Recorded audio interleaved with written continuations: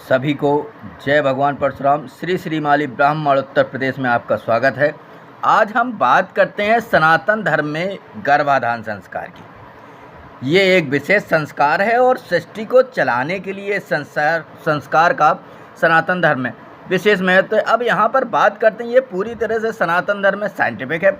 यहाँ बात करते हैं शब्द की, गर्भधन आधान। इसका तात्पर्य स्थापित करना होता है। यहाँ पर गर्भाधान की अगर हम तत्व की बात करें तो अगर गीता दर्शन की बात करें तो गीता दर्शन में स्त्री को क्षेत्र माना गया है, प्रकृति माना गया है, और जो पुरुष है वो सृष्टि करता है।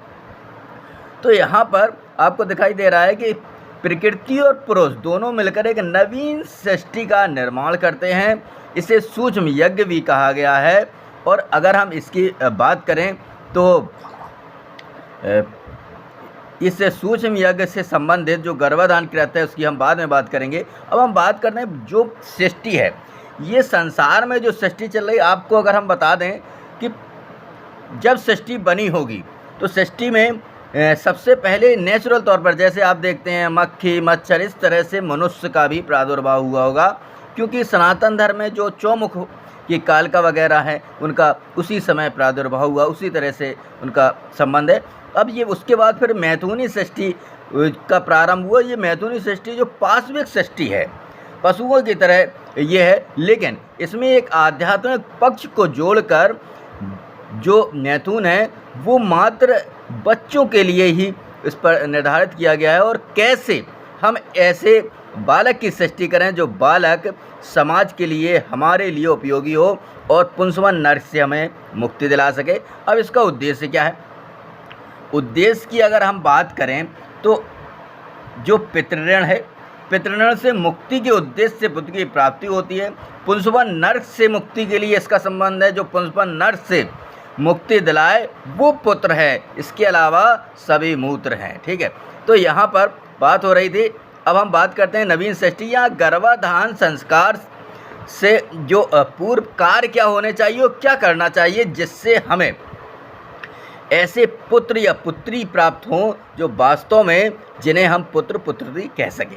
अब यहाँ पर बात करते हैं कि सबसे पहले स्त्री पुरुष की जो शरीर शुद्धि है वो होनी चाहिए। यदि आपके शरीर में कोई बीमारी है, उस दौरान आपने गर्भाधान किया तो निश्चित तौर पर बच्चे में भी वही गुण या अवगुण आ जाएंगे, रोग विकार आ जाएंगे। जैसे जिन लोगों को खांसी होती है या कोई रोग होते हैं, वो रोग नेचुरल तौर पर बच्चों में ट्रांसफ़र हो जाते हैं। तो ऐसा पहले शरीर की शुद्धि करें। उसके बाद गर्भाधान का जो उचित समय है उसकी जानकारी रखें।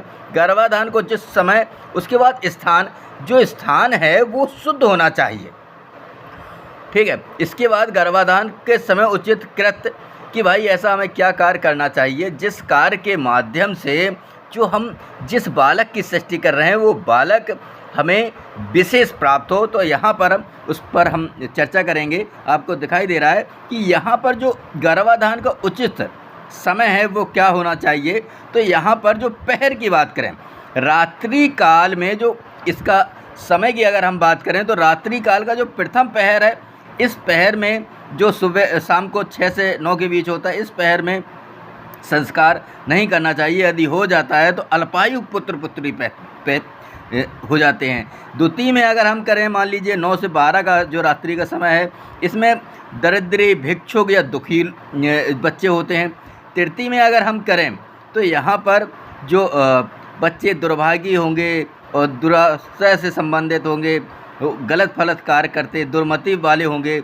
जो शुभ समय है वो चतुर्थ पहर है, रात्रि के लगभग 2 बजे के बाद से और 3 बजे के बीच का, मुझे लगता है 3 साढ़े 3 का जो समय है वो श्रेष्ठ समय इसमें आएगा। वैसे इसमें 3 से 4 का समय हमने लिखा है, लेकिन 2 बजे के बाद से पहर, क्योंकि इसमें ध्यान देने वाली बात ये होती है कि जो सूर्योदय कब हो रहा है और सूर्यास्त कब हो रहा है। तो यहाँ पर दिन में गर्भाधान नहीं करना चाहिए। आपने देखा होगा कि जो माता पिता बहुत अच्छे होते हैं, सब कुछ अच्छे है, लेकिन लड़का जो होता है वो लड़का उनका दम भी निकलता है, गलत कार्यों में निकलता है। उससे आप एक अंदाज़ा लगा सकते हैं बच्चे दिन में। यहाँ पर एक कृत्य की जो हमने बात की थी, तो कृत्य में जो प्रकृति है वो प्रकृति जो होती है, ज़मीन होती है, तो जब हम खेत में बुवाई करते हैं तो जो सृष्टि करने वाला होता है वो ऊपर रहता है और ज़मीन नीचे रहती है। यदि सृष्टिकर्ता नीचे होगा और जो प्रकृति ऊपर होगी तो उसमें गलतियां ये हो सकती हैं कि जो बच्चे होंगे तो दोनों में एक्स वाई की परिस्थिति या एक्स एक्स की परिस्थिति निर्धारित न होकर परिस्थिति क्या निर्धारित होगी कि दोनों में शून्य की स्थिति आ जाएगी, और फिर जो बच्चा पैदा होता है वो बच्चा या तो अगर लड़का पैदा हो गया तो वो स्त्री की तरह होगा, और पुरुष पैदा हो गया तो वो भी उसी तरह से होगा, और अगर लड़की हुई तो वो पुरुष की तरह से हुई। तो इस तरह से ट्रांसजेंडर की उत्पत्ति होने की संभावना होती है, इसलिए ऐसा इस पर ध्यान दें।